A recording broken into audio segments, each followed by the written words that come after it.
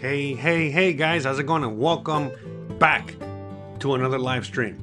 Hope you guys are ready to have some fun and talk about safety out here in Mexico. We already know this is a big subject for a lot of you guys out there in the audience, and we like to talk about it here on the channel from time to time because, again, I totally understand how there's a lot of people out there in the audience that, well, are still scared of Mexico or still afraid of Mexico. So we're going to be talking about that today and a few other things as we usually do here on the live stream. So hopefully you guys are ready to rock and roll. And you know how we like to do here when we do live streams, we like to do a little bit of a, intro, wait for everybody to get in their seats, get their notification, show up to the live stream. So we're just going to be chatting about in the meantime. Again, I apologize for being a little late today. I know I'm always a little late, but as you guys already know, I got other channels that I also make videos for, and I was a little busy. I got a little behind today filming my video for Unleashed. So shout out to everyone out there. Is it reverb? Is the sound coming in okay? Let me know about the sound, guys, because I kind of had this set up very quickly today. And hopefully the sound is coming in good, and hopefully you guys can hear me good and all that good stuff. So please let me know so we can fix that before we get started. Shout out to Cash, says, yes it is. I was looking into Airbnb last night. I trust it's safe, but tell me more. No worries. Tell you more about what exactly, what area, or what, you haven't been there in 4 years. So you're talking about Merida, you're talking about Mexico in general, you're talking about another city. Be a little bit, please give me a little bit more detail so we can get into that. But if you're just talking about Merida, yeah, Merida, where I live, Merida, Yucatan, Mexico, is literally the safest city in all of Mexico. It has been since I moved here almost 8 years ago, and it's still the safest. Again, not just the safest in Mexico, but the second safest city in all of the Americas, so again, it's very safe out here, but you guys know they've been watching my channel long enough. I've been traveling through other parts of Mexico as well, and again, I feel so much safer here in Mexico than I ever did in the USA. In fact, I like to listen to music, and I was actually listening to some music, right before we got started as I was setting up, and the song from David Bowie came up, I'm Afraid of Americans. And man, I wish YouTube would allow me to play music that from artists and stuff like that, instead of just playing the background music I usually play. Man, because I would have loved to have started the show like that, because in my honest opinion, that's really where I'm at right now, and I think for a lot of people too. I'm more afraid of Americans, I'm more afraid of the USA than Mexico by any stretch of the imagination. In fact, I've talked about it throughout the years. The only danger or the only problems I've really had out here with any kind of aggression or violence or whatever like that has been with other Americans. Literally, it has been with other Americans or Canadians or just other foreigners. Never have I had really a situation with Mexicans. Now, again, I'm not going to say I haven't. I've been here again almost 8 years, so I've had a few run-ins with a few Mexicans, but for the most part, it's always settled with words, always settled with a handshake, always settled with, hey, I'm mad, I know you're mad, let's just settle our differences and go about our way, type of thing. As opposed to the USA, I mean, just fighting over a parking spot in the USA could get you shot. Whether shot by the guy that's you're fighting with, over the parking spot, or eventually when the police show up and they just start shooting and figure it out later. So yeah, to me, the way I look at it, and maybe I have a biased view, or maybe I have a twisted view of things because I lived in the USA the majority of my life, and then I moved to Mexico and I saw how different things are out here. And yeah, just for regular normal life, the regular normal life that all of us want to live, and you guys can see in all my videos of people living out here. Yeah, most people don't have to really worry about any kind of violence or aggression or whatchamacallit, or danger or anything like that. Again, the dangers of living in Mexico are more have to do with traffic or a pothole or a janky sidewalk where you can trip and fall. things like that. Maybe, if you're on the beach, a coconut falling on your head, that's really the big dangers. You're never, ever, ever going to encounter like cartel or anything like that. That's why I always laugh whenever I hear that. Because again, I've been here 8 years. I have yet to meet anyone that is affiliated with the cartel. And in fact, nobody that I know of, all right, that has been living out here for a very long time, even local Mexicans, have never even encountered one of them. And that's the thing, like for, a lot of people that only listen to the news or propaganda or whatever it is out there, whatever you want to call it, you're going to believe that it's constantly violent out here, that there are cartel wars on the streets every single day, that, people are shooting randomly, random people are getting kidnapped and all kinds of things. And it's not like that at all. I'm not saying that in other parts of Mexico, it's not dangerous for certain people. Again, mostly for other Mexicans. In certain regions, there are cartel wars and there are, certain things that are going on. But the reality is that the majority of Mexico is just chill. It's just relaxed. And it's the complete opposite of what's going on in the USA, where, you're under a constant threat always when you're living in the USA. So, for anyone that's coming from the USA, coming to Mexico, yeah, it's like night and day. Of course, things happen. There are crimes that happen, as I've mentioned multiple times before. Crimes of opportunity. Like for example, again, if you're in a touristy spot in certain areas, certain cities, you might get pickpocketed. Maybe someone will swipe your phone away from your hand. Things like that. But from anyone that's coming from the USA, especially from a major city in which you're dealing with, homeless people, you're dealing with constant, danger on the streets and so on and so forth. Well, you're already practicing, daily survival skills that are going to only serve you well when you move to Mexico, because you're going to always be on high alert. You're already on high alert in the USA all day, every day. So when you move to Mexico, well, you're still going to be on that high alert, and it's going to take many years for you to eventually let your guard down, like I have. Now, again, I've been here a long time, but it doesn't matter. I mean, I've grown up in major cities. I've lived in very dangerous areas, so my guard is never down.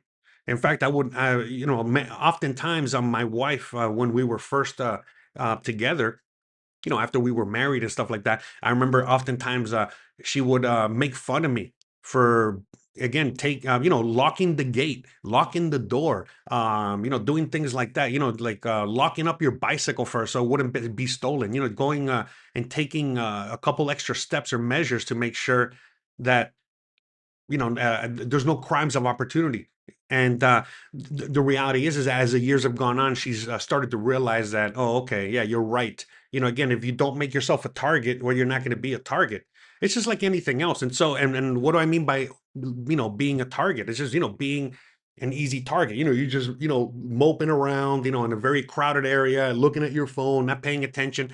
Most likely something's going to happen. And it doesn't matter whether you're in Mexico or any part of the planet. For the most part, those crimes of opportunity are always going to be around. So the reality is that, for a lot of people that are coming from major cities and are dealing with constant danger and crime and all this other stuff, moving to Mexico is going to be kind of like a cakewalk, and it's going to be a lot more relaxed and chill than what you might be used to. Now, again, if you're coming from a small little town or a small little city in the USA or Canada in which you don't see crime, you don't see anything, well, then yeah, Mexico might be a bit more hardcore for you. But for anyone that's coming from a major city out there, I mean, if you're coming from Toronto, if you're coming from New York, if you're coming from Los Angeles, you're coming from Miami, if you're coming from Houston. I mean, come on. You know what I mean? Like, you're the danger out here, as I like to say. In fact, many times you'll realize that you're the more dangerous individual out here because, like I've said many times before, when I first got here, it took me a while to figure it out. To figure out that people are genuinely nice, that people out here actually want to help. It's not always like it is in the USA, where if someone's trying to help you or someone's being nice to you, you're constantly thinking, why is this person being nice? Why is this person helping me out? Oh, that guy definitely wants to screw me over. That guy definitely wants to scam me. And so, with that mentality, once you move to Mexico, you start to eventually realize, as time goes on, that's not really the case. Really, things are very different out here. And again, it's not to say that there are no scams or nothing happens out here. Of course, things happen out here, but if you're coming already from a place where you got to be on high alert all the time, and then you move to a place where you don't have to be on high alert all the time, then yeah, eventually you start to relax, you start to chill out, you start to all of a sudden not have as much stress as you used to, and so on and so forth. So, I mean, for me, the longer I live out here in Mexico, the more I realize that it's getting safer out here compared to the USA. Again, it might be getting more dangerous out here in Mexico, but compared to what's happening in the USA, I mean, it's night and day. I mean, you can't even compare one with the other. I mean, you guys live there. You guys know exactly what's going on out there. So, Johnson says, I'm a big target. I have blue eyes and blonde gringo. I mean, you might be a target if you go to certain parts of Mexico where there's only brown people. But if you go to Monterrey, if you go to Guadalajara, if you go to Querétaro, if you go to many cities in Mexico, you're going to blend in. People might even think you're Mexican because, again, from you guys have seen it in my videos and other people's videos. There are many types of Mexicans out there. Many, the country's a huge country, so there are areas out there. Like I said, when I went to Guadalajara, it was all white people. Again, all white Mexicans. All right. So no, there are many places where you can go and blend in, and they won't even, again, it won't be until you start talking that people realize, oh, okay, this guy's not Mexican. So, so hopefully that makes a lot more sense. But yeah, that's the thing. Is a lot of people they just don't know, they're not informed on Mexico. Everybody thinks that Mexico is just full of brown people. It's not. You know what I mean? It's not. I mean, again, there's certain areas like where I live where there's a lot more, brown people. There's a lot more, color spectrum changes and stuff like that. Because again, I live in the southern portion of Mexico. There's a lot of Mayans out here still. Again, if you go deep into the Yucatan, people don't even speak Spanish. They speak only in Mayan, for example. So out here in certain areas of Mexico, you go to Oaxaca, same thing. There's a lot more brown people there than out here, and so on and so forth. But again, you go to Guadalajara, and it's completely different. You go to Monterrey, it's very different. You go to Mexico City, same thing, and I could go on and on. So it really just depends on where you're at, and again, a lot of it, man. The reality is that I've talked about this here before on the channel. A lot of people always get confused, and they always get upset because they think that they're getting gringo priced and things like that. And I've explained that whole gringo price thing. It doesn't really matter where you're at on Earth. That's going to happen to you. That's going to happen to you in your own neighborhood. I mean, in your own neck of the woods, you can get gringo priced. It depends on how you look. Depends on what neighborhood you're in. Depends on what you're looking to buy or get. That's all going to determine, for depending on what you're looking for, the difference in price. So obviously, if you're out here in Mexico and you are too scared or not well versed enough in Spanish to go and purchase things, or to go in and what is it, participate in the local economy with other Mexicans, well, you're going to be stuck in areas where it's only expats or most people speak English or touristy areas. And then, of course, things are going to just be more expensive. The less of an ability you have to speak Spanish, well, the more likely things might be getting more expensive. And I could go on and on. It's just like anything else. And so a lot of people just don't understand it. I mean, I've gotten gringo price before, but since I speak Spanish and I know a few things, well, it's up to me whether I'm going to take that price or I'm going to shop around and find somebody else that's going to do it cheaper, or I'll just do it myself. So, there's a lot of things involved when it comes to that. And again, another part of the gringo pricing situation is just the fact that things are getting more expensive. There's inflation happening all over the world. Mexico's no different. The US dollar is losing value compared to the Mexican peso. So that also makes things more expensive, and so on and so forth. And so it's very easy for people not to do their research and just automatically say, everything's so expensive these days. Oh, they're gringo pricing us. Oh, they're going after us. And when the reality is that's not really the case. Of course it happens. I'm not going to say it doesn't. There are certain areas that are notorious for gringo pricing, like Cancun, Tulum, a lot of the touristy heavy areas. But that's not the case all over Mexico. Not the case at all.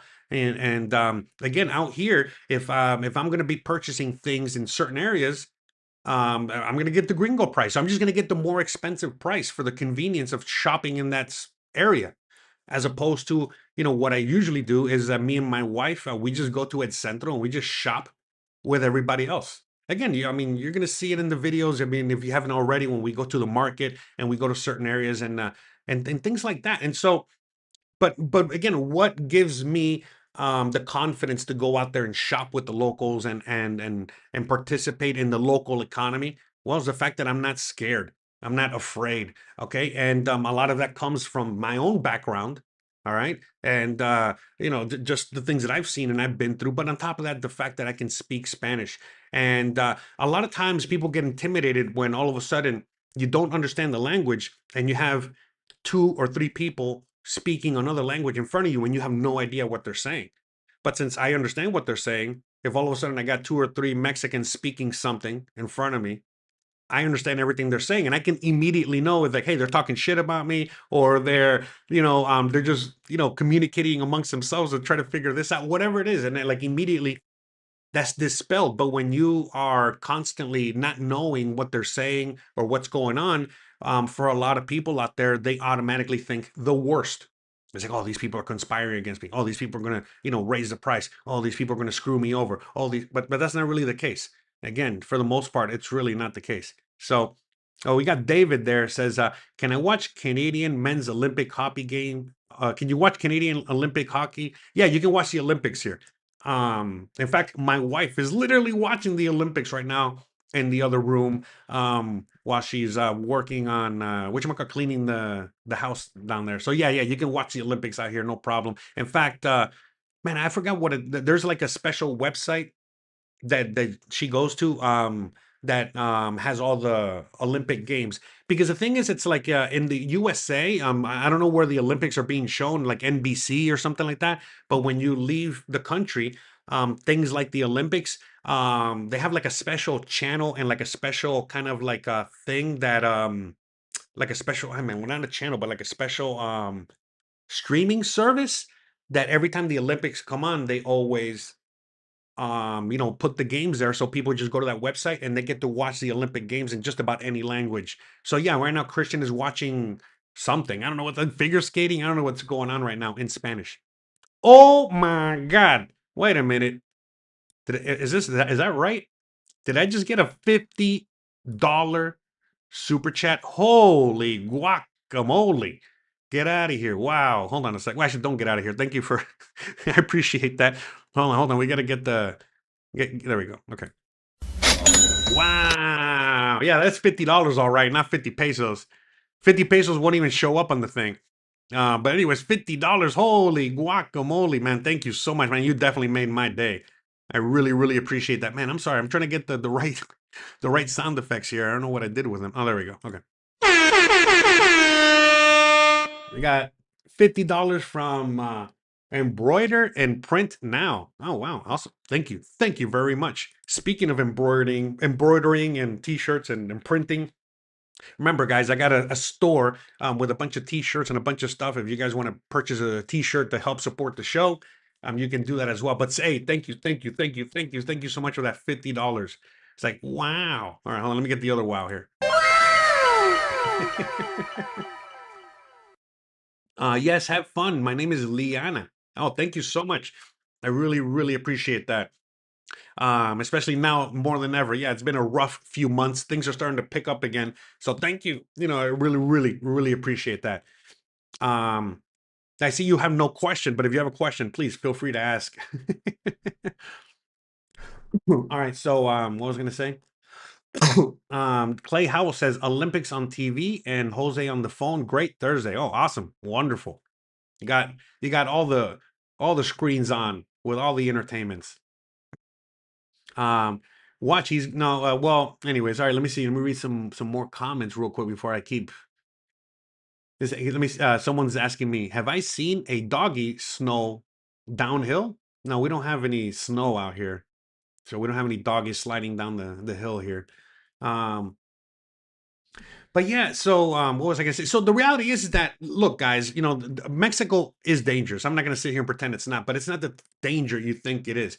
The reality is that the danger that comes from living out here is the fact that living in Mexico is like living in the USA 50 years ago, meaning that there are no guardrails to everything you're doing. Basically, a lot of the danger comes from people just not following the rules and acting a fool. Because again, you here in this country, you have the freedom to do that. You know what I mean? If someone wants to jump from up there, as you guys can see, and jump into the water, it's up to them. I mean, again, at the end of the day, no one's gonna get sued. No one's gonna get in trouble. No one's gonna get anything. They're just gonna pick your ass up, take you to the morgue, and call it a day. You know what I mean? It's as simple as that. And so it's just again, I don't want to be so dark, but that's the reality of it. So in many parts of Mexico, you're going to see things like, you're walking up the stairs and the hand railing might not be, again, like you're seeing right there, it's just like a piece of wood that's barely keeping it together. So again, you got to be careful when you're walking. You got to be careful when you're doing things on a regular basis, because if you fall, you break something, it's on you. There's no one you can sue. There's no one you're going to be able to get any kind of retribution from or any help from or anything like that. So it's things like that. You know what I mean? You got to like be on. You got to be constantly aware of those kinds of danger. Like for example, another danger, riding around on your motorcycle, on your bicycle, on your electric bicycle. I've already had a few spills myself. I've already had a few accidents myself. And, sometimes, you know what I mean? Like most of the time it's my fault, but that's the thing. It's like, it's a completely different world. Out here, you have to take more responsibilities for your own actions. And for a lot of Americans that are just not used to that, or a lot of people coming from another country that are not used to that, are used to having, again, the safety monitor, are used to having a, security guard, are used to having whatever, all these guardrails to life, to everything. When you move to Mexico, all of a sudden you find it not only dangerous, but you automatically thinking, oh my God, this is like a third world country. This is horrible. Look, right, you're gonna see it right there. Boom, you see how I hit my head? I hit my head because I was being a dumbass right there. You know what I mean? There's nothing I could do about it. Who am I going to sue? The ancient gods that built that freaking pyramid. It's things like that. You know what I mean? It's like we're in the USA, you're in the same kind of thing. You hit your head, on something like that, and before you know it, you can sue. You got some money. You got some. I mean, come on. That's what I'm saying. So like for a lot of people, the freedom that you get, the freedom that is given to you, that every Mexican has out here, is too much for many people to handle.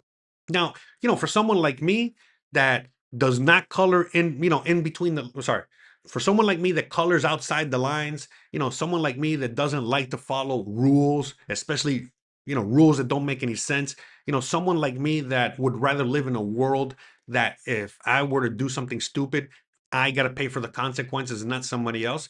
I love it out here. It's great. It's ultimate freedom. Again, it's sometimes that freedom can get a little nasty or ugly or what have you, but I would much rather have that freedom that comes from living out here, and having and to take responsibility for all your actions, as opposed to living in a country like the USA where you got no freedom and your freedoms are basically determined by the state. They're determined by a police officer. They're determined, by Karen, that's in charge of the HOA in your housing development or whatever it is. I mean, and I could go on and on. I mean, I see it all the time out here, where people are always, whenever okay, so out here in Mexico, one of the things that a lot of Mexicans want these days is to live in an HOA, in a privada, in a gated community. When I show those videos or I talk about that subject to Americans, most of the time, 99% of the time, they lose a gasket. They get upset. They don't want to see those homes. They don't want to be in an HOA. They don't want to come to live in Mexico to be under the same rules and regulations and restrictions. And I get it. I totally understand. I I get it. I literally make a living talking about that here on YouTube. But the thing is, it's that it's not the same. Like just like everything else out here, things are completely different. And so an HOA out here, they don't have the power to do the things that they do in the USA. They cannot call the cops on you. They cannot tell you what to do. It's basically up to you what you want to do. And again, this is something I don't talk about when I'm with Jose Novelo doing these videos because, he's Mexican and you know how it is. Look, the reality is that, not everybody wants to talk about the true reality of everything. But look, the fact is that in a lot of these privadas, in a lot of these gated communities, it's up to the individual whether or not they're going to follow the rules or not. And if they don't, they don't. And that's it. And there's nothing that anyone can do about it. Now, the thing is that most of the people that live in these privadas, that live in these private gated communities, well, they want to follow rules. They want to have a certain order. They want the streets to be clean. They want a certain thing. So everybody basically volunteers to follow certain rules and pay the fee to pay the guy so he can clean the streets, whatever. So it's a different animal. Again, if you don't follow the rules, it's up to you. Well, the only thing that's going to happen is all your neighbors are going to hate you. But that's up to you. Some people don't mind that. So that's the thing. It's just a completely different animal. Out here, it's not like in the USA where they can arrest you or they can, destroy your life over something petty, something stupid. All right. It's just a completely different animal. And so that's the thing. And so for a lot of people, they don't really understand how things work until they actually live out here and they actually experience life out here. Now, again, for some people, once they start experiencing these things, they love it. They're like, my God, this is even better than what I thought. But for a lot of other people, once they really experience what real freedom is, oh, they hate it. They hate it. And they can't wait to go back home to the USA or Canada because they just cannot stand the fact that everybody has the freedom to do whatever they want, which again, sometimes sometimes it's not good. Very recently, I had a neighbor put up some lights on his house. And now all of a sudden, instead of having a dark backyard that we love, now my backyard is illuminated. There's nothing really I could do anything about it. And so it's little things like that where in the USA I could, sue the guy. I could call the cops on the guy. There's a bunch of things I could do to get that light from shining by my house, just to give you an example. And so that's one of the negative things that I now have to deal with, and it is what it is. And so, to me, it's like sometimes you have to deal with the negative in order to really enjoy the positive. But at the end of the day, guys, I mean, you guys can see it in my videos. You guys can see it in so many other videos of so many other YouTubers living out here in Mexico that there's no real danger. And look, and this is why I brought that up about the YouTube channel real quick here, because look, in today's world, okay, nothing gets hidden. Okay. Meaning if things are really, really, really bad out here, and things were really bad for foreigners, bad for Americans living out here. There's really a lot of violence targeted towards us. There's really a lot of bad stuff happening to us. Listen, man, that would be all over the news. It would be all over the news. It would be America's wet dream, if you know what I mean, to have really bad things happening out here on a regular basis. So again, where are all those videos? Where is all that evidence? Where is all that, real what is it? All those stories of all the horribleness that happens out here. I can't find any. I'm sure there are some out there. I mean, they pop up from time to time, once every 6 months, like you hear about something happening. But again, that's once every 6 months or once in a blue moon, right? Where in the USA, it's literally a daily thing. It's a daily occurrence. All the violence and the insanity that happens, whether it's police officers attacking you, whether it's another citizen attacking you, whether it's just some random dude, shooting up a place, whatever it is. It's constant. In fact, they're constantly feeding you all the horribleness that happens in the USA on a daily basis. So if you've never been outside of the USA, if you've never experienced anything outside of where you're at, well, then of course you're going to think that everything outside of the USA is a million times worse and a million times more violent, and you're not protected because you're not in your home country. And I can go on and on, but that couldn't be any further from the truth. Again, this is why I film my videos the way I do, and I talk about the things that I do, because again, I want to show visual evidence. One thing is, again, look, guys, I could very easily, here, let me show you. I can very easily just do the video like this I don't have to show you anything. I can do all my videos like this. There's plenty of YouTubers that do it like this. I don't got to show you nothing. And that's enough. Many people would just take my word for it.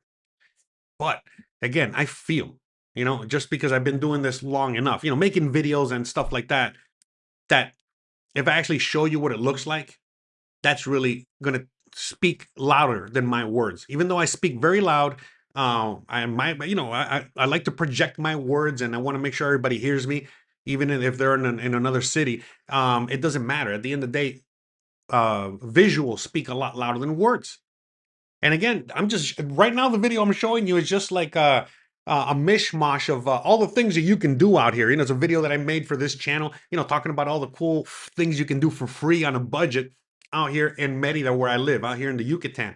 But again, you guys have seen plenty of videos. Look, this is the market right there, the local market where we purchase our things. That's during the local, the Day of the Dead festival right there. That's at the beach. That's at the zoo for free zoo. That's in a little village in a pueblo. I was just walking around. That's at a festival, another festival, a balloon festival. That's walking down Paseo Montejo. And you guys see it in many of my videos, how safe it is, not just here, but in other parts, of Mexico. I mean, in fact, let me see if I can pop up another video real quick, just for more context. Let's go to Guadalajara for a second, so you guys can see over there. Yeah, let's go with this one. Well, hold on, let me see. There's so many. Mm,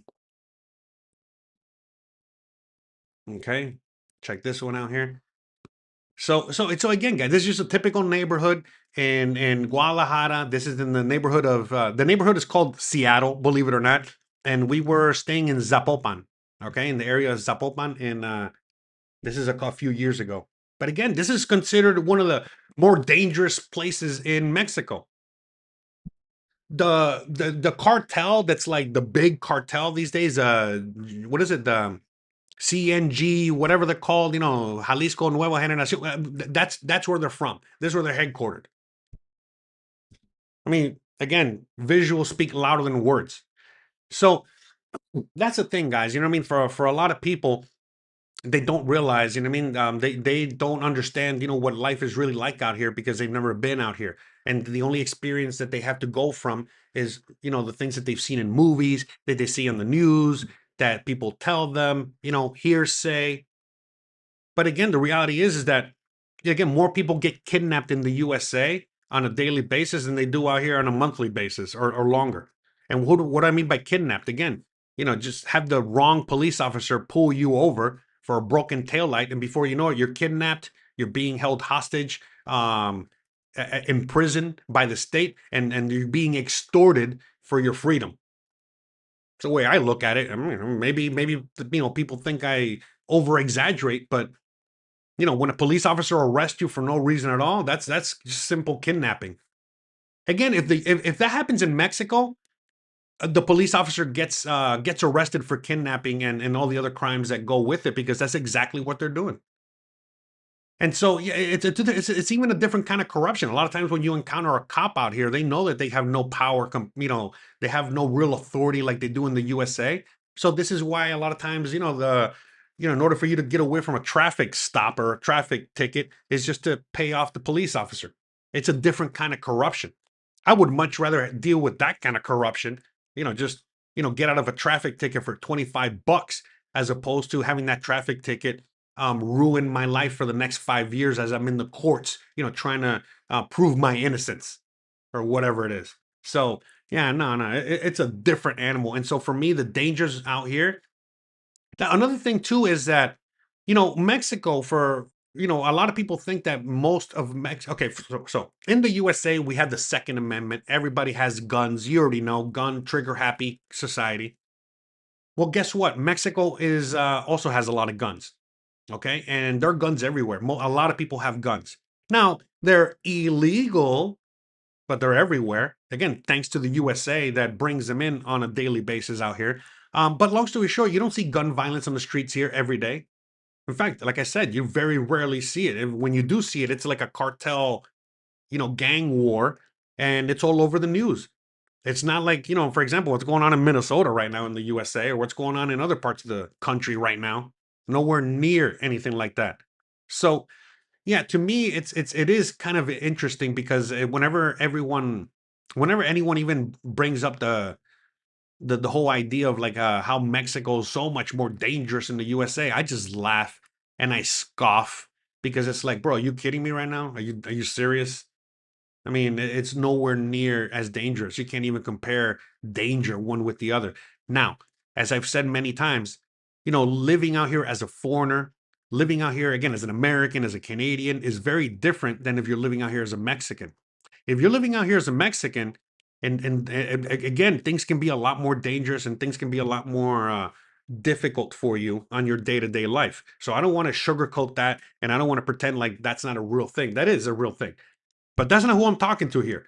90% of my audience is not a Mexican living in Mexico. All right. Um, we're all foreigners.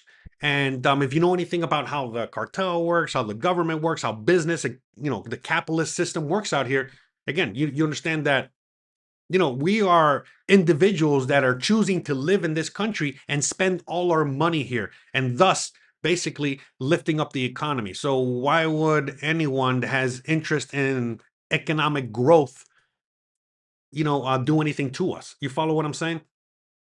So it's that's the thing. When you really go deep into looking at it, it's like, yeah, no, we are, if anything, we're more of a protected class out here than anything else. And that's just a true reality of it. Again, another thing about Mexicans in Mexico is, and this, most Mexicans will tell you, this is a true thing. You see it, I see it in the memes, I see it, in the conversations that they have with each other.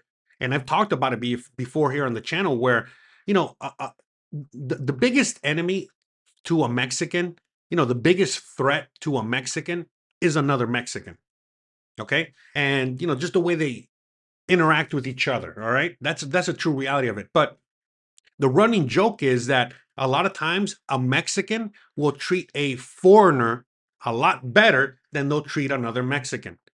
So, with that being said, as well, we're foreigners. There's a reason why we get treated special or we get treated a certain way. Now, again, it's not everybody. If you're coming out here and you are, wearing your MAGA hat and, you're out here saying, oh, Team USA, I hate Mexico. Yeah, listen, it's not going to go well. It's not going to go well. All right. Just like, in the USA these days. Right. But outside of that, if you're just out here living your life, embracing the culture, curious, about the culture, curious about the people, actually, enjoying your life out here. Listen, man, no one's going to be bothering you. Of course, there's always going to be people that might not like you that exist in any part of the world. But the reality is that it's a complete opposite. Like anywhere I've been in Mexico, I have been received with open arms. I'm not gonna. I mean, honestly, that's a true reality of it.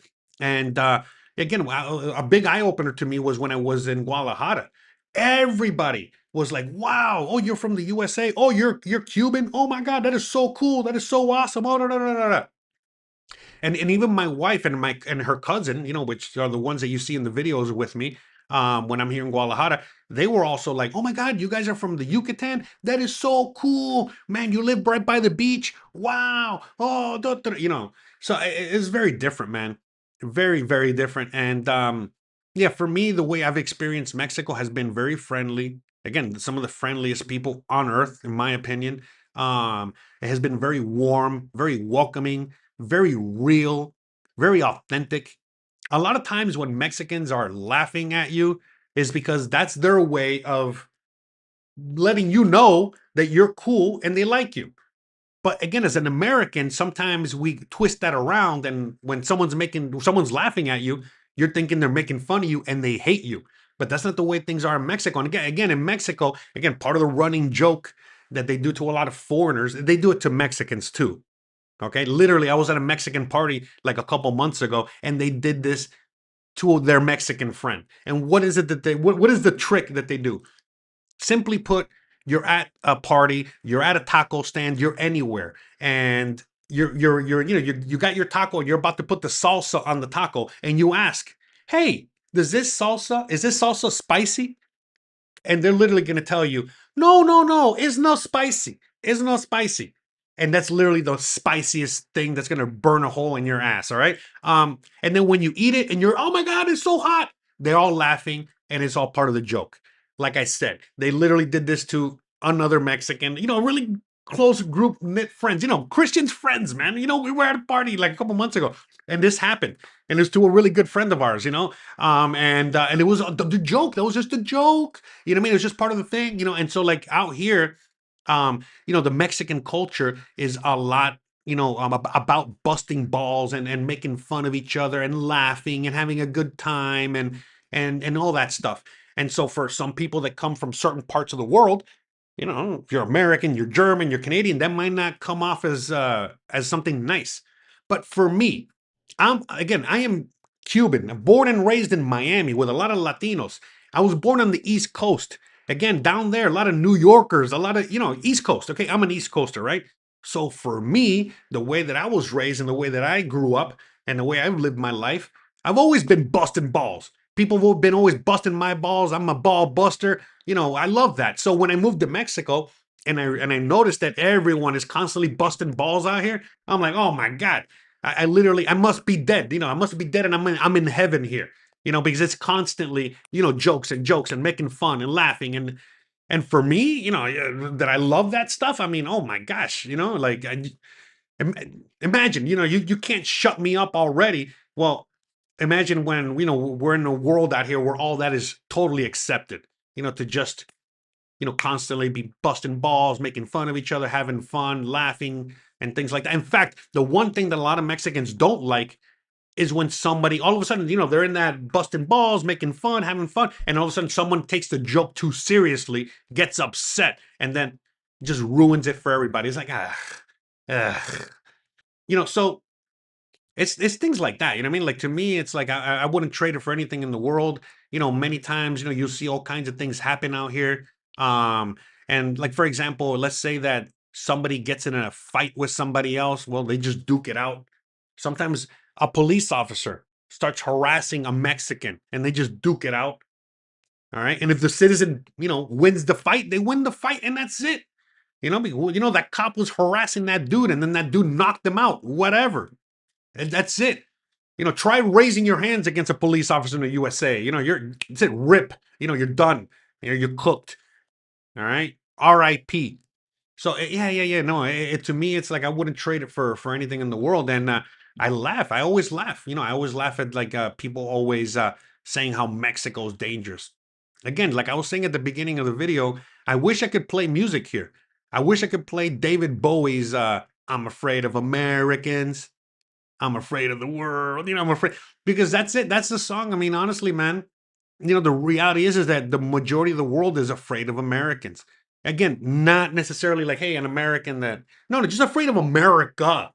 You know what I mean? So the whole idea that America or Americans are afraid of the rest of the world is laughable. Is laughable to the majority of the world because the majority of the world looks at America like the evil empire. Like, I mean, are you kidding me right now? You know what I mean? You guys are afraid of us? That's like the mentality that most people around the world kind of look at. And so that's why when, Americans are just, traveling the world for the most part, they ought, they're expecting to get all this hate from all these people in different countries, only to realize that most people around the world, especially here in Mexican, they can separate, the politics from the people. They can separate one from the other. And for a lot of people, they just it's a welcome surprise, but for some people, they just can't process the fact that they don't hate Americans out here. Again, there are certain groups of Mexicans, there are certain people out there that don't like Americans, don't like Colombians, don't like what it exists everywhere. But the reality is that like the majority of Mexicans, they don't hate the U. They don't hate Americans. They might hate Karens. They might hate Americans that come out here and act a little elitist. They might come out here and act like a certain way.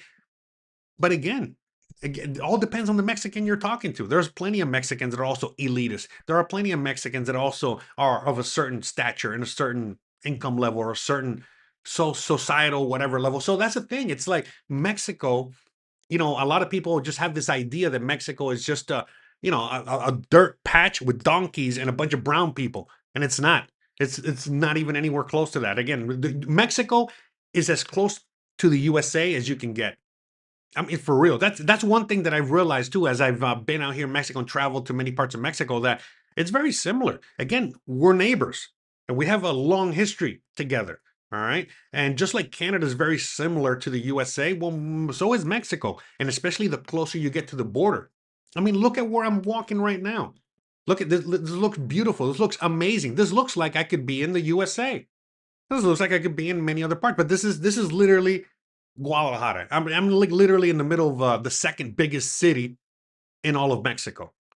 All right. Again, Mexico City is the biggest city in all of the Americas. All right.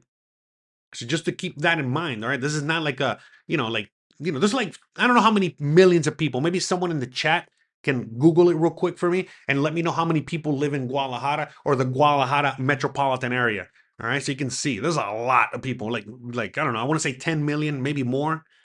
So that's the thing. To me, it's for a lot of people, again, I was one of them. I'm not gonna sit here and pretend like I wasn't afraid of Mexico. I'm not gonna sit here and pretend like I also, did not believe the propaganda, because again, 8 years ago, before I ever moved out to Mexico, I knew what every other American knew.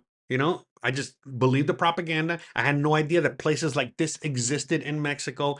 I thought it was all violent and all poor and third world country and everything, all the stuff that we believe in, until I moved out here and I was like, oh no, it's not like that at all. This couldn't be any more different. In fact, let me show you another video, because in the first video, just showing you all kinds of things from around the area. Most of the time, I'm walking around my neighborhood or I'm walking around the old city center, because again, this city is over 500 years old. I mean, there's a lot of history here. But with that being said, I mean, what was I going to look for? Man, I was going to show you something. What was I going to show you? I forgot. Oh yeah, yeah. Let me see if I can find it real quick so you guys can see a little bit more of what it looks like out here in the north of the city, because in the north of the city is very different. All right, where did man, I just have so many I got so many videos here. I'm going through my man, hold on, let me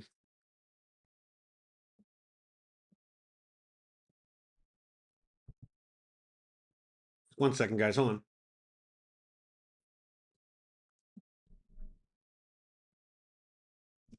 Okay, there we go, got it. So look, again, this is in the north of the city. I mean, this looks like the USA. I mean, this looks like any neighborhood, any area in the USA. We got the Home Depot, we got the, Burger King right behind me. We got McDonald's. I mean, we got everything. If you watch this video, you see me walking down this, down the path, which is very difficult because this is mainly for cars in this area. It's hard to walk or ride your bike, just like in the USA. But like I was saying, we got a Walmart, Sam's Club, Costco, Office Depot, everything and anything you can imagine, just like in the USA. Oh yeah, I was gonna say, with the Tesla dealership, we got a Cadillac dealership. If you watch this particular video as I'm walking, So, I mean, that's the thing, guys. I mean, like, this is not third world at all. It looks just like the USA. In fact, it looks a lot nicer than the US, many parts of the USA these days. So, um, and look, another thing about living out here is that you don't have to worry about the frozen water gang. There's no frozen water gang hanging out here in Mexico at all. There's no Mexican version of the frozen water gang as well. By the way, but hopefully you understand what I mean by the frozen water gang. But yeah, the frozen water gang, it does not exist out here. I mean, to me, it's insane, man. Because look, I've been talking about this for years, and that one day, they were going to start doing what they're doing in the USA right now. Start rounding you up and start throwing you in certain cages or certain areas, right? They're doing it.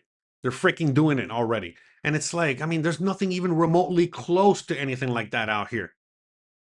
I mean, imagine if the cartel were actually going through the streets and doing that. That would be all over the world news. All right? So I mean, yeah, like so yeah, that's the thing. And anyway, so look, right here I'm walking, okay? This is the north of the city. This is literally 20 minutes from where I live. Okay, most of the videos that I record, like I said, I record them here in El Centro because look, I come from the USA. I don't want to live there. I know some people do, like Mexicans want to live there, but like for me, I want to live in the old city. I want to live in the historical city. I want to live in a certain area because this has been my whole life as an American.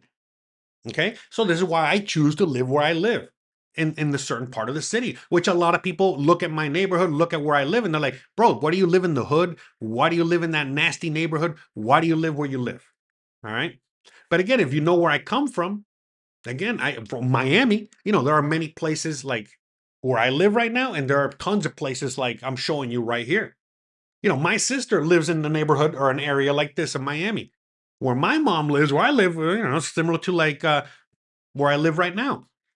And for anyone that knows Florida, I've talked about this before. The reason I love it out here so much is because it's like, if you've been to Florida and you've ever been to like St. Augustine, Florida, or you've been to Miami, or you've been to Hialeah, you've been to the where the Doral, where all the Hispanics are. I mean, that's why it's similar because it's like it's St. Augustine is the oldest city in the USA. All right. So it's all full of colonial buildings and old historical buildings and museums and things like that.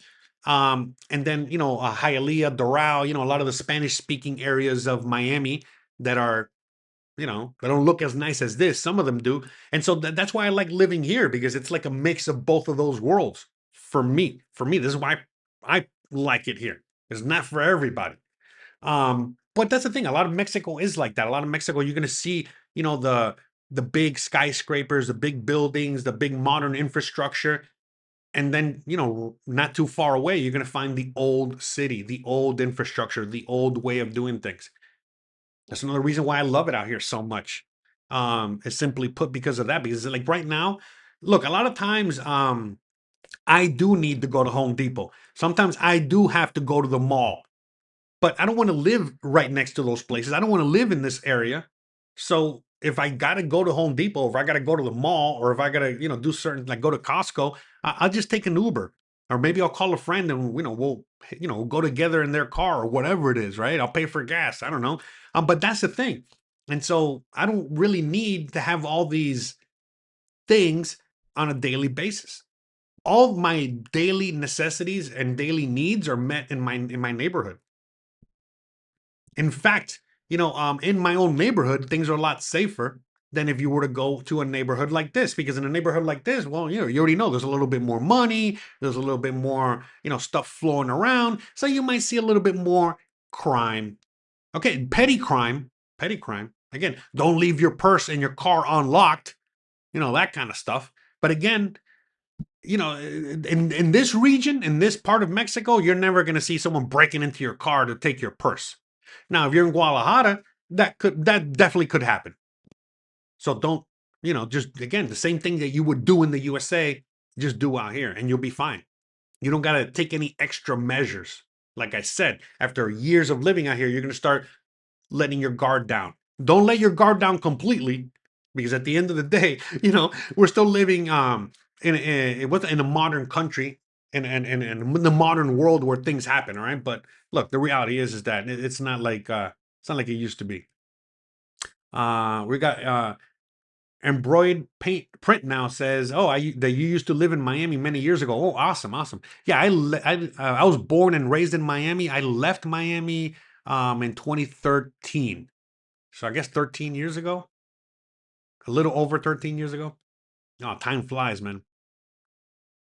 Um, yeah, and yeah, exactly like you were saying, print now. That yeah, it looks just like the USA, only everything in Spanish. This is why I personally like it because if you've been to Miami or if you've been to many parts of Miami, like again, you go to Hialeah, everything's in Spanish, everything. You go to certain parts of Doral, you go to certain parts of Sweetwater, whatever, everything's in Spanish. All right. So to me, that's why it's like I feel at home out here. Because everything being in Spanish is just like it was back home when I was, growing up in Miami. Again, the only added thing out here to Merida that makes it even more awesome for me personally is the fact that it's like again, like if Miami were to marry, if Miami and St. Augustine had a baby, it would be Merida. All right. Because again, it's like the old world still mixed in with the new world, again, all the new stuff. So yeah, I don't know. To me, um, yeah, I'm sorry. I know I went off on a tangent there. I didn't know if I was talking. I know I was supposed to be talking about safety today. I don't know if I was still talking about safety or not, but look, but okay, somebody got my frozen water gang joke. All right.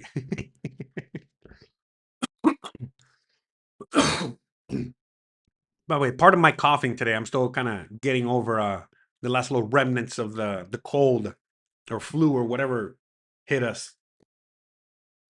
Oh yeah, I know, Liana. My apologies. I'm horrible with names, Liana. My apologies. But anyways, thank you for thank you for the super chat, and thank you for adding your comments and stuff like that. Thank you, all of you guys. Appreciate it. Um, I'll read some comments here. Um, but yeah, that's the thing, for a lot of people, when this is also why they have so much propaganda in the USA and other places, because they don't want you to leave. Because the thing is that they know that the minute, for a lot of Americans, that okay, so the USA knows, and same as Canada and other countries like that, they know that the minute that you really start to see other countries and experience life outside of their world or their country, that a lot of people are going to be like, well, what am I doing in the USA? Why am I living in the USA? Why am I what is it? Why am I taking all of this horrible treatment from my own country? I could be living in another country and everything's awesome.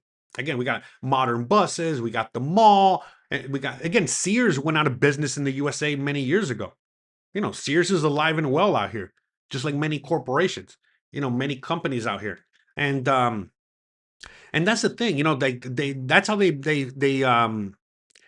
steer your thoughts, and they steer your perception of things with fear. They're constantly, again, filling you with fear and telling you how dangerous Mexico is. But again, you can't argue with video evidence that I show and other people show on their channels, and show you exactly what life is like out here. It's completely different. And but that's the thing. But one thing is watching a video, and another thing is actually coming to visit or living out here and seeing it and experiencing it for yourself. And for many people, once you experience it, it's over, man. You know what I mean? Like, you're just making your plans to get out of the country. And this is why they can make it so difficult. In fact, they make it, they're constantly brainwashing you to the point where you don't even want to leave the country. Or even if you want to leave the country, you're so brainwashed, to think that, again, it's more dangerous out there. Because again, if you're living in the freest country in the world, if you're living in the best country in the world, and things are crazy violent and crazy insane, well, how else is it going to be out there?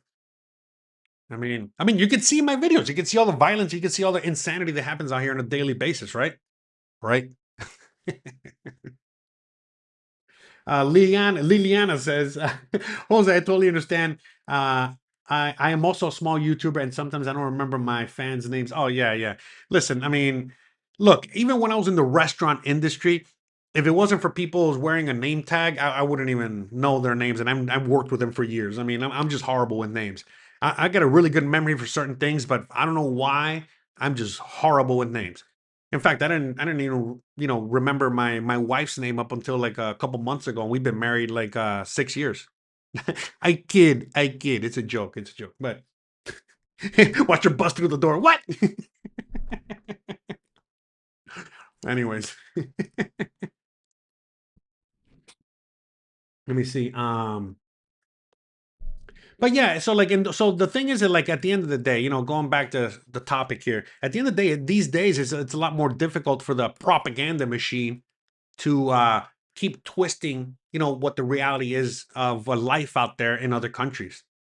Because again, I personally live in Mexico, but there are Americans that are living all over the world. Look, I follow YouTubers, and I'm not on TikTok or anything. I'm always on Instagram. I'm a boomer, I guess, right? I'm not a boomer, but you know what I mean. But But again, I follow Instagram accounts, I follow YouTube, accounts, and so on and so forth of people that live in other parts or they travel. And to me, it's like I'm constantly amazed, seeing people living in China, people living in other parts of Latin America, people living in Africa, people living in Southeast Asia, and so on, and just seeing how, first of all, how different life is in all these places, but the one constant thing is how safe it is, how all these people have a higher quality of life. When I watch the videos about China, I'm constantly shocked by, again, this look, just like when people watch my videos and they're shocked to see what Mexico really is like. The same thing when I really get to see what China is really like, because it's an American doing videos similar to me, and he shows what life is like out there. It's shocking. It's shocking because it's like it's like night and day. I mean, and then the most shocking aspect of everything, of seeing how people live in other parts of the world, is it's basically when you have to look in the mirror and then you realize how you live life in the USA. Again, how I lived life in the USA, how most people live life out there these days. I mean, again, it's only gradually getting worse as the years go on. But when you compare it one with the other, it's like it's night and day. Because, like, again, look, and I'll talk about China for a quick second. So in China, we all know that everybody has to have a digital ID and everything's on the phone, and they got that rigid system of how they do things, right? But when you actually see the system in place and you see the people living out there, and again, you see the freedom that they have that is very similar to the freedom that people have in Mexico. Again, people in Mexico have a lot more freedom, but still, China's not that far behind. And then you start to question, like, well, wait a minute. I thought they told me that in China, they're tyrannical and they're always going after you and they're doing this and they're doing that and they're doing. I mean, look, I saw an interview with a Chinese guy. Again, the American was interviewing a Chinese guy, and he goes, "Bro, I don't know what the hell you're talking about. We got more freedom here than you guys do in the USA. I can say whatever I want." And he starts dropping F bombs, N bombs. He starts dropping, all the bombs. And the guy that was interviewing him was like in shock, and at the same time, is like, "Oh yeah, you're right. You could say whatever you want here. You know, you can't say whatever you want in the USA." Start talking about, like I said, start talking about the frozen water gang on a regular basis. Start talking about our friends in the Middle East, with those special little hats. Start talking about certain things out there, and you're gonna see how quickly, how much freedom you really have, right? So that's what I'm saying. And that's just one thing among many. You guys already have seen in the USA, especially very recently, how you guys have zero freedoms. You guys are under martial law, and things are just basically, going down the tubes faster than you could even imagine. And and they're implementing, these same systems that are in place in other countries. Okay, like the digital ID and the digital grid, but they already have this huge enforcement um which are enforcement agencies, whether the frozen water gang, whether the CIA, whether the FBI, whether it doesn't matter. You know what I mean? Like, whatever. They're listening to everything and they're on top of everything. And you already know it's a different animal. Where in China, it's like you say something bad and you probably get like a little thing like, oh, -5 points on your. Because like I said, the American guy was made a video like making fun of that. It's like, oh, look, I'm just gonna jaywalk. Oh, look, they took -5 points away from me. But because I did this and that, I got positive 500 points. And you're like, oh, well, wait a minute. You know what I mean? That's not really, you know, like I say, when you really start looking at what's going on, look, there's a Tesla dealership. When you start really looking at, like, other countries and really how things work and the freedoms that other countries have, like I said, you start looking at internally at the USA, you're like, bro, the USA is like North Korea. What the hell are we doing here? You know? That's the thing. So I don't know. That's the way I kind of look at things. I mean, the way I see things is that the USA is has lost its freedoms. The USA is gone. The USA has accepted its fate, and everyone's just sitting around waiting for the whole thing to burn down, and it's not good. So for anyone out there that obviously does not want to just sit around waiting for the circus to burn down while the clowns are running around, you guys are watching videos like this. You guys are trying to figure out a way out. You guys are trying to figure out a solution and so on and so forth. And I commend you because I know it's not easy, especially these days. It wasn't easy when I left. I mean, I can't imagine how it is today. Um, but you got to understand that a lot of what's happening as to what's making it more difficult for you to leave, it has nothing to do with other countries and has everything to do with your own country. All right, it's as simple as that. And yeah, man, it is kind of sad and insane, and I don't want to like end this on a sad note here, but that's just the reality of it. The reality is that the real danger is staying in the USA. The real danger is living in the USA. All right, not Mexico. Okay, not living out here in Mexico. There's no danger out here in Mexico, except like I said, make sure you're walking straight. You don't trip over the sidewalk. Make sure when you're riding your bike, you got your helmet on and you stay away from traffic. Outside of just a regular old, make sure you got your phone in your pocket. You're not out and about with it all day long. All kinds of just regular things that most of us as Americans, well, we have to, we've already had to learn to live with. All that constant anxiety. All right. So when you move out to Mexico, you quickly realize it's like, yeah, you can let your guard down here. There's not, levels of anxiety down here are so much lower than anything in the USA. In the USA, everyone's just full of anxiety and full of fear. And this is no way to live, man. There's no way to live. Again, like I said, when you really see how other people around the world live. That's why when you go to any other part of the world and you go to any country and you see how the poor people live and you see, like the people living in shacks. Again, you've seen videos where I've done that, right? And I show you, and you see again they're living in misery and poverty with nothing. Yet they're happier than the typical American that has everything. And why is that? Well, because they're not living in that constant fear, that constant anxiety, that constant, I gotta grind away just to have whatever, oh my God, it's just a completely different mentality. And at the end of the day, man, the only thing that really people should be afraid of is the USA. And that's it. And, thank God, Mexico is such a strong country that the way I see it, I don't, outside of what the US has already been doing for decades, I really don't see much more of a threat. But again, when you look at other countries, that are in the sights of the USA these days, it's not good. It's not good.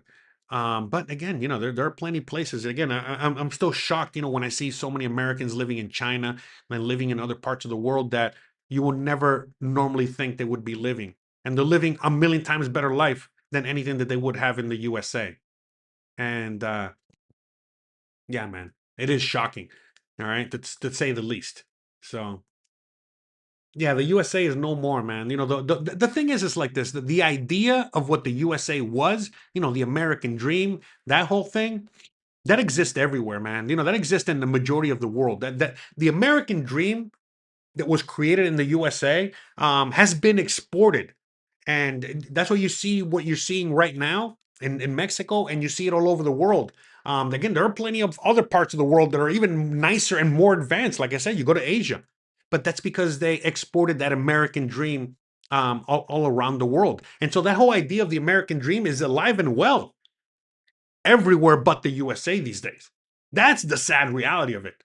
So, at the very least, again, we got to all be very thankful and grateful that the USA existed and created that new culture and created that American dream and all that stuff. Um, because again, it was exported and now has allowed the rest of the world to experience that and to grow from that.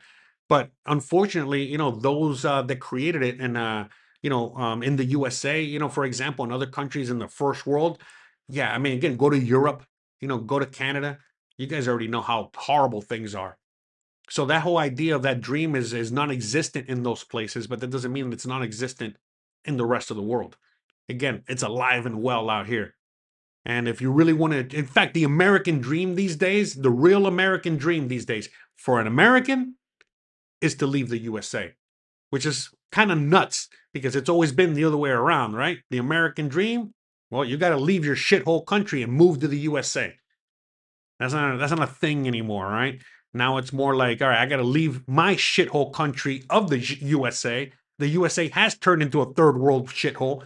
Now I got to move somewhere else. By the way, I apologize. for my French. All right, I don't mean to drop all those bad words there. I try to keep it PG on this channel, but you guys know I got other channels, and sometimes I go off the handle there. But hopefully, again, guys, what I mean, that's really the reality of it. And so, for anyone out there that is still afraid of Mexico, man, I don't know what to tell you. I don't know what to tell you. Just stay where you're at. Just stay where you're at. Whatever. Hopefully, the frozen water gang doesn't pay you a visit. All right, that's all I got to say. All right, so all right, well, I'm gonna read a few comments, and we're gonna start wrapping this up. I already see we've gone over an hour. So Drama says, Jose, how much is the president paid you to tell the Gringo to move to Mexico? Nothing, nothing. In fact, I should get paid, right? You make a great point. You're right. In fact, through the years, I've gotten that a lot. Um, so yes, I should be getting a check from the local city that I live in, for promoting this amazing city that I live in, and I should also be getting a check from the president. But unfortunately, I have not gotten anything. And if I do, you already know Uncle Sam's gonna come, be like, "Hey, where's my cut? Where's my tax?" So, but no, I haven't. I don't get paid, unfortunately. So, um, but yeah, you know what I mean. This is the reality of it. And so, like, look, there's always gonna be people out there like drama, causing drama, and upset. Again, right now, I'm just like, oh, why are you telling people to move to Mexico? And it's like, bro, if you love the USA so much, why are you even watching this video, bro? What do you care? What do you care? If you're so pro America, pro USA, you would want anyone that doesn't want to be there, right? So that's the thing, man. The USA is such a toxic, culture these days, that they don't even want you to leave. It's like they want everyone to suffer in misery. They want everyone to be miserable together. You know what I mean? And suffer together. It's like, ah, man, whatever, bro. You guys can miss me with that shit. Go ahead, have fun with that. You know what I mean? So, yeah, man. It's just misery loves company. That's what I was trying to say. And that's the way. That's the way I see a lot of Americans these days that get upset with the things that I say. It's like, I don't know what to tell you, man. You know what I mean? Like, again, except what I just said. Misery loves company, and you're just upset that people are not as miserable as you, or they finally woken the hell up and decided to not take it anymore and leave that toxic relationship, and either go alone, you just be single, or find another partner. All right, another country to call home. And this is the way it is. If the USA was so great, that nobody would be watching me, and nobody would be listening to me, and nobody would care. All right. So, there's a reason people watch these videos and so many other videos of so many people living abroad, because people, again, Americans are just desperate. Canadians are desperate. People are desperate, man. People just want to get the hell out of Dodge. And they don't want to be stuck with people like that, with like you know what I mean? That are just there like, oh yeah, you just gotta, listen to the law, and you gotta just, if you got nothing to hide, you got nothing to worry about, and whatever talking point you're gonna say. And I've said it, man. Like, I've been on YouTube way too long, and I've seen way too many changes in politics, for example. And one of the funniest things I've seen, especially in the last what is it, like a political selection, has been the fact that, again, they voted in the current president to stop a bunch of things. And the long story short, that president has only exacerbated everything. And it's just, bro, they're all the same. And it's just like, I still don't understand how people are still like, oh, my team's better, or this new president's going to do a better job, listen, man, you guys do you. If you think that voting is going to fix it, go ahead, stay in the USA. If you think that the USA is going to turn around, great, go ahead. If you think the current president is going to make everything better, great. Or the next president, great. Godspeed, good for you. Again, I love my country. I love the USA. I want the best for it, but I'm not delusional. I'm realistic, all right? And it's just the way it is. And maybe it's because I'm a Virgo, and I just I'm always spitting out tough love. And maybe that's why I'm so tough on my own country, because I love it so much, and it's just so upsetting to see what it's turned into. But it's even more upsetting to see what the people have turned into. All right? And just constantly apologizing for all the horribleness that they've done. and continue to do. So I'm just over it, man. You know what I mean? I'm just freaking over it. And that's why I live out here, and I just, I talk I talk about life out here, and that's it. And I got my own thing going. I live my own life, and I try not to spend too much time on focusing what's going on over there, man, because it's already depressing enough to see, my country of origin, my country of birth, the USA, turn into what it's turned into.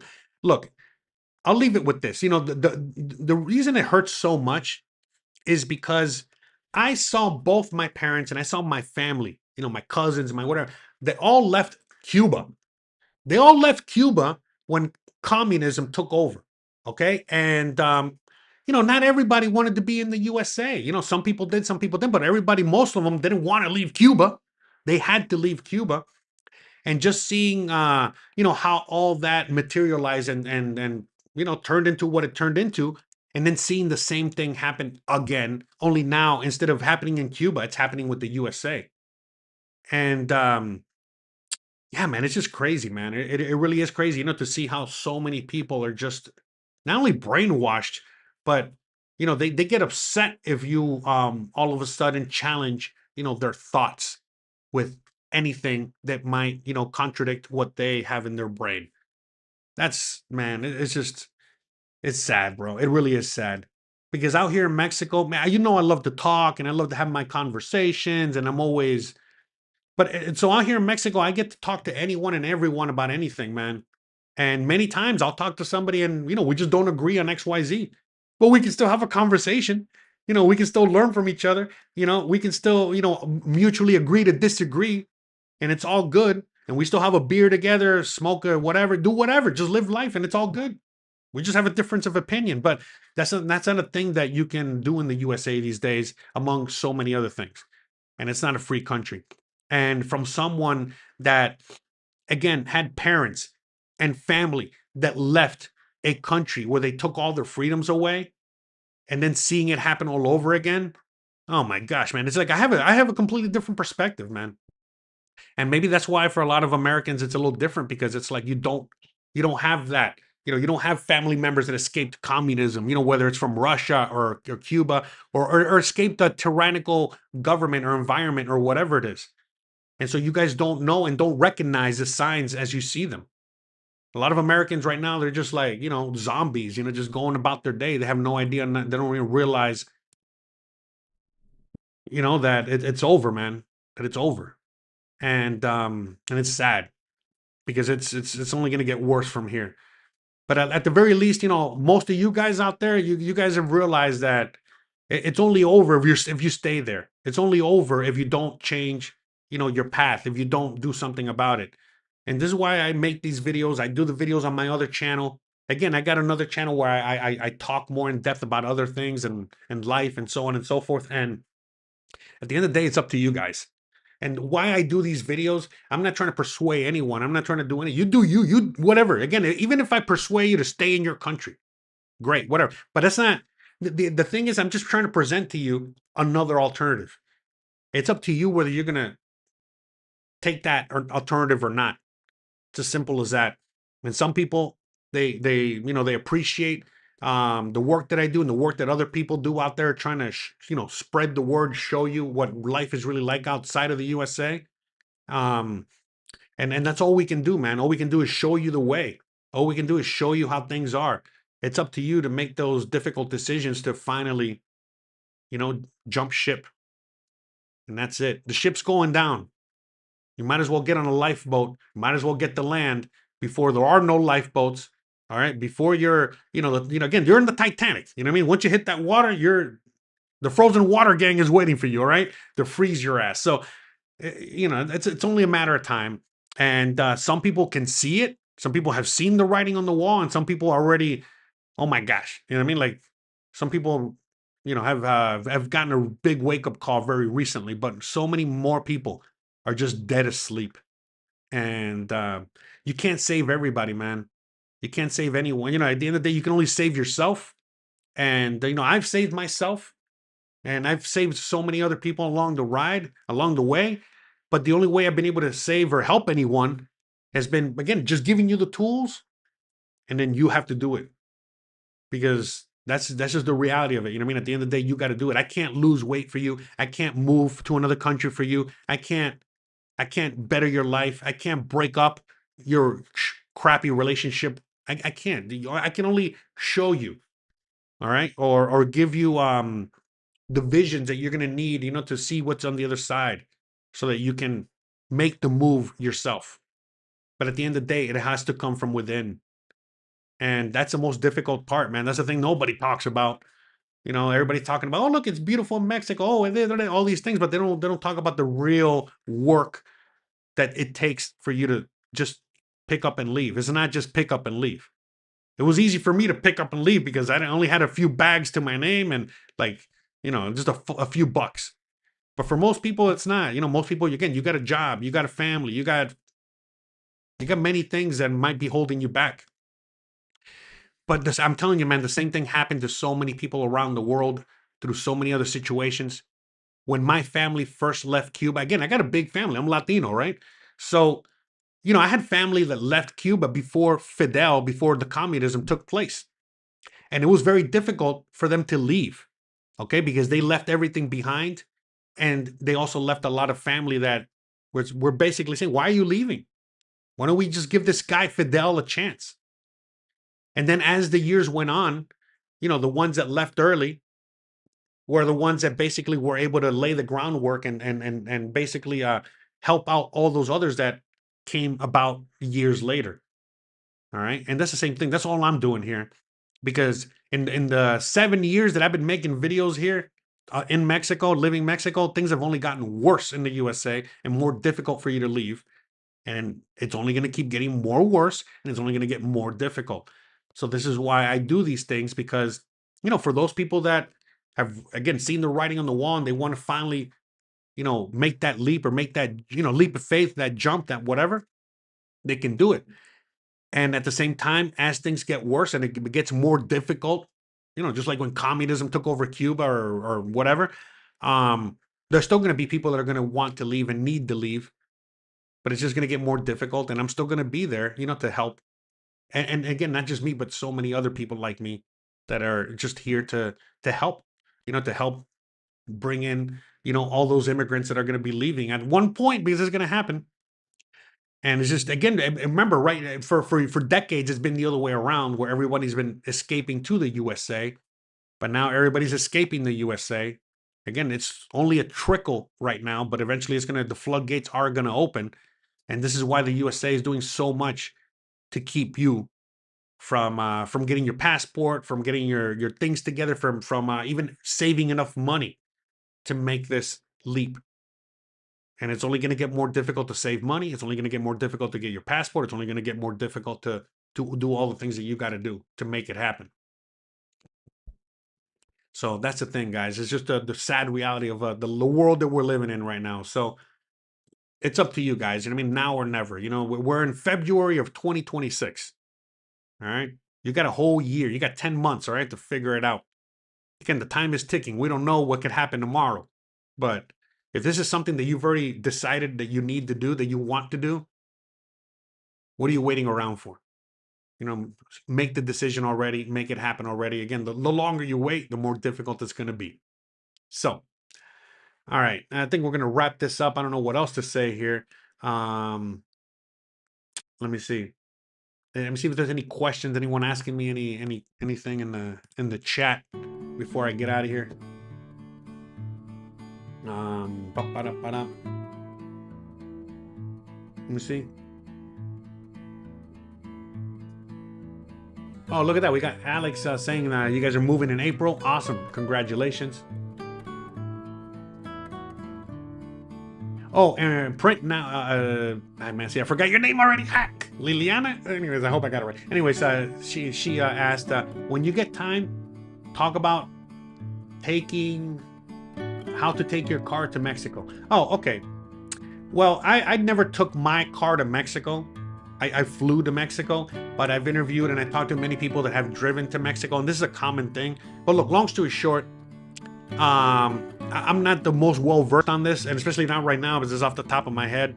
And like I said, I've never done this before. I've only, know the knowledge and know this information from others that have done it before. But look, long story short, you need to own the car. Okay, the car has to be owned by you and under your name. If you're still paying for the car, meaning that you don't have the title in hand, then you need to get a letter from the car dealership or whoever owns the car that will allow you to have that car in Mexico. Okay, so like I said, either own the car or you got to get that letter. That's number one. Number two, when you get to the border, you got to go and get a tip, okay, which is a temporary import permit for your car. Basically, a visa for your car, okay? And you got to pay a bunch of fees, and you got to get the thing, and you got to go through all that. But long story short, it's not difficult. It's just a pain in the butt, but, depends on what border crossing and how you do it. Some people in and out, some people a little bit more difficult, whatever. I think you got to get Mexican insurance as well. But again, it just depends on what car you got. I got a friend that has like an F-150, mega truck, and he wanted to bring it out here for obvious reasons. So, he went through the process. I have other people that had junkers and they just left it behind, and they just bought a car here. It's easy to purchase a car here once you're a resident. Even if you're not a resident, you can still drive around. Someone can lend you their car. Someone can rent you their car, and so on and so forth. So it's you got a lot of options. But again, depending on the part of Mexico you're going to be in, will depend on whether you need a car or not. Again, I had a car for a few years, and it was just more of a pain in the ass than anything else. That's why I got rid of it. But at the end of the day, I've been living out here very happily without a car. Just my Chevrolet legs, my bicycle, and now my electric bike, and that's how, and Uber. That's how I get around. So, but again, for a lot of people, they find that it's the best option to just sell their car, get rid of their car in the USA, and then just purchase one here. Because eventually, what happens is that once you're going to get your permanent residency, at that point, when you're getting your permanent residency, then sorry, I lost my train of thought. Yeah, it's at the point when you're going to get your permanent residency, then you cannot legally drive your car from another country with a permanent residency. So you can only drive your car with American tags in Mexico while you have your temporary residency. But once you get permanent, then you got to either nationalize the car, which almost nobody does because it's so crazy expensive, or you got to get rid of the car.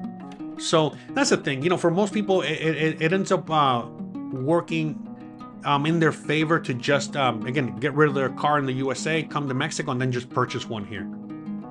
So,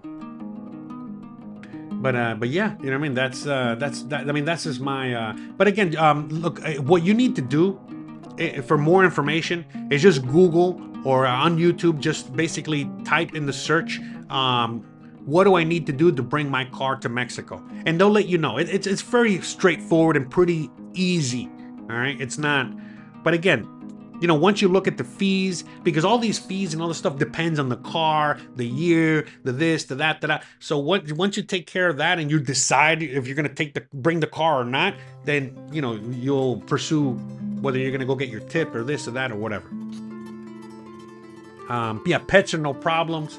Yeah, you got pets. Yeah, Mexico is very pet friendly. In fact, it's very rare to find a home that doesn't have a pet. All right. So yeah, don't worry. Mexico is very pet friendly, and you can bring your pets. In fact, a little word of advice: if you are driving into Mexico, okay, and you're bringing a bunch of stuff, and you don't want the border guards to really do much investigating, have dogs in the car. All right, because especially if you got a dog that might be a little listen, man, they're just gonna wave you through. They don't want to deal with any of that. All right, so just all right, hold on a second, hold on.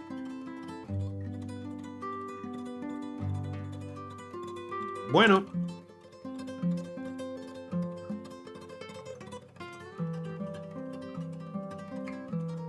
Oh, sorry about that. Yeah, I think I was getting a phone call. Anyways, let me see.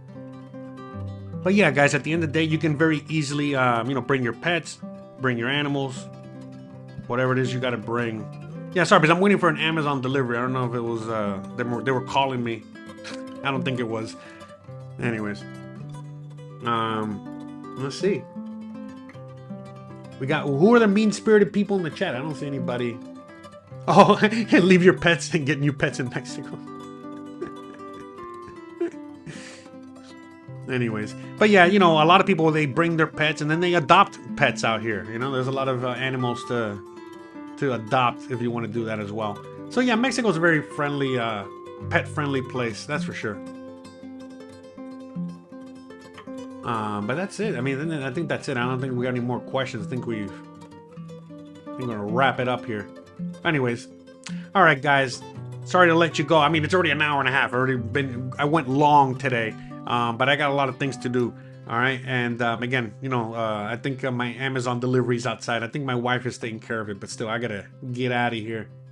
Still got a lot of things to do today. Inspirational Post says, how can I work as a licensed professional counselor in Mexico? Is it possible? Yeah, it's possible, but you're probably going to have to, you know, get your, I don't know. I mean, I don't know what, just a counselor. I mean, if I'm guessing counselor is something to do with medicine or whatever, you're probably just going to have to in order to practice out here legally, that you're probably going to have to do your Mexican test, I guess, and get recertified in Mexico. I mean, you can do it under the table. Some people do that under the table, but if you want to do it professionally, legally, like the way other Mexicans do, then you're probably going to have to do that. But again, I don't know. I'm not well versed on that. I do know that it's not like the USA where they're super strict on all that stuff. And I don't know what kind of counseling you do. If you're just talking to people, you probably don't even need to get certified. But if, you know, you're someone that, you know, it's like a doctor and, you know, has prescriptions or whatever, then yeah, you're most likely going to have to certify yourself or something. So, but, you know, the one thing is that you need to learn Spanish. Remember that. All right. So, you know, if you're going to practice out here and you want to have the majority of your clients be Mexicans, and you got to learn Spanish. Okay. But, you know, again, you don't have to do that. If you don't know Spanish and you want to do your counseling or whatever it is you do and only in English, well, then most likely most of your customers or clients are going to be Americans, and therefore you're going to have to be, or other foreigners that speak English, and you're going to have to be around them. So,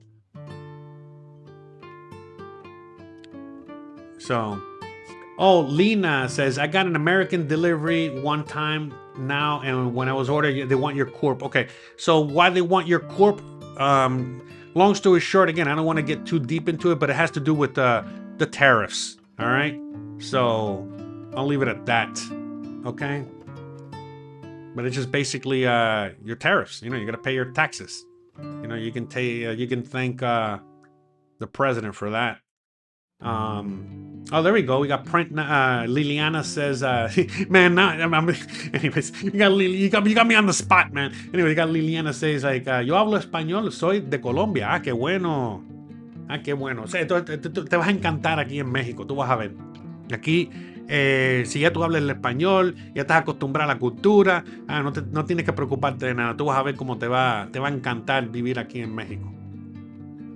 All right. So, but yeah, the thing about the corp, you know, at the end of the day, you know, I mean, look, just so you can understand, everybody has a corp, okay? Everybody that enters Mexico gets a corp, okay? So basically that's all that is, and you don't have to pay taxes. This is basically, you know, the taxes are paid, you know, through the Amazon thing. And look, how it was before they did that with the corp and the Amazon or whatever, it was basically, which was more of a pain in the butt, is what would happen, sometimes you will get a delivery from Amazon USA, and when the delivery guy was delivering it to you, you had to pay the taxes there in cash, and that was a pain in the ass. So I much prefer it this way, but many times you're not even really paying taxes. It's just again, the modern world that we live in. So, and it is what it is. So,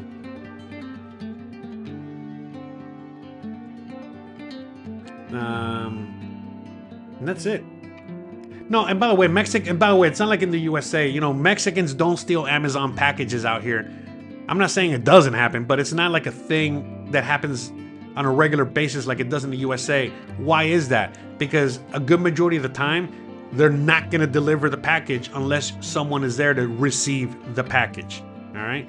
And if there's nobody there, then that's when they're going to call you, and then they'll receive instructions from you as to whether they're going to leave it or deliver another day.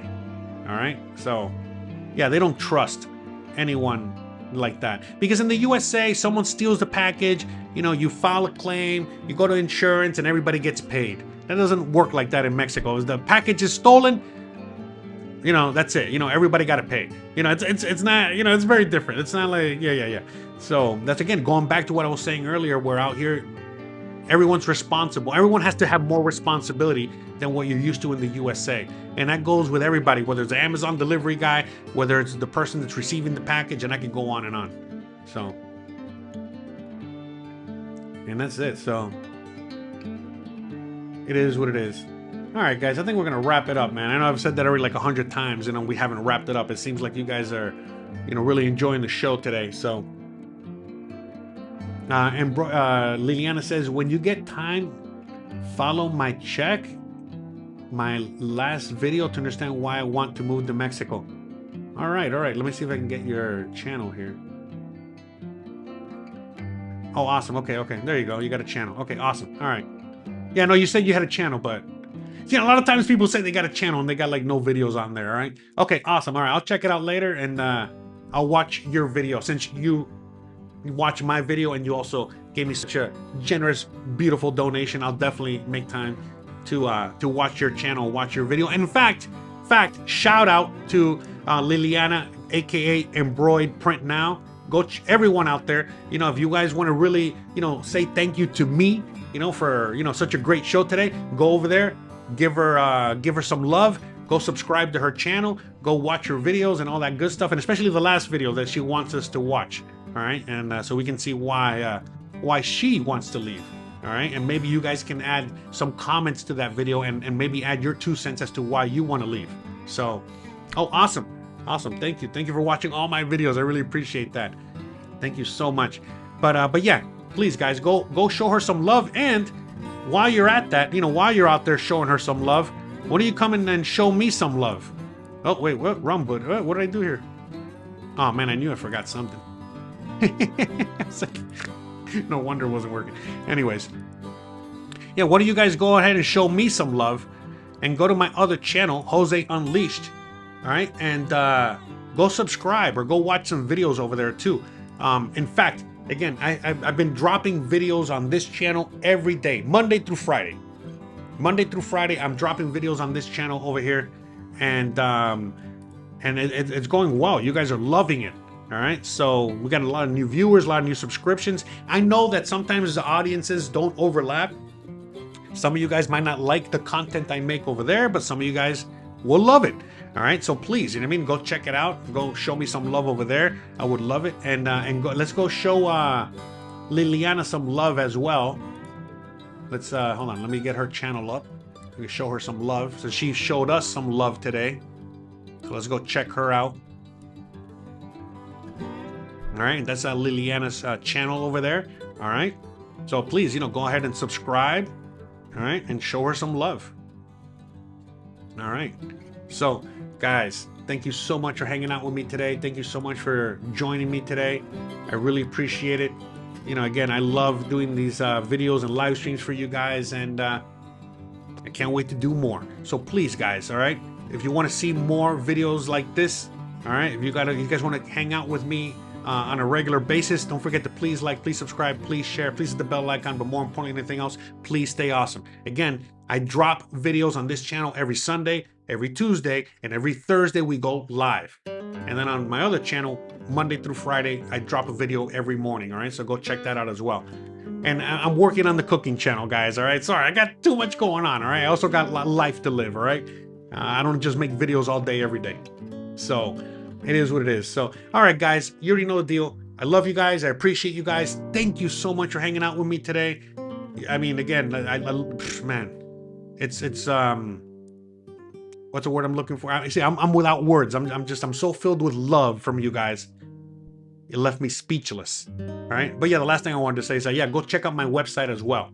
It's full of free information. Remember, everything I give you guys is free. Free. So more information, go to my website, go to my YouTube page. And again, if you do want to help out the show, you can send a donation, you can buy a t-shirt. I got my store up there, or you can set up a consultation, all right? And we can have a conversation about whatever it is you need to have a conversation about, okay? I'm here to help you with whatever you need. So that's it, guys. I'm gonna get out of here. Love you guys, I appreciate you guys, and I'll see you guys in the next one.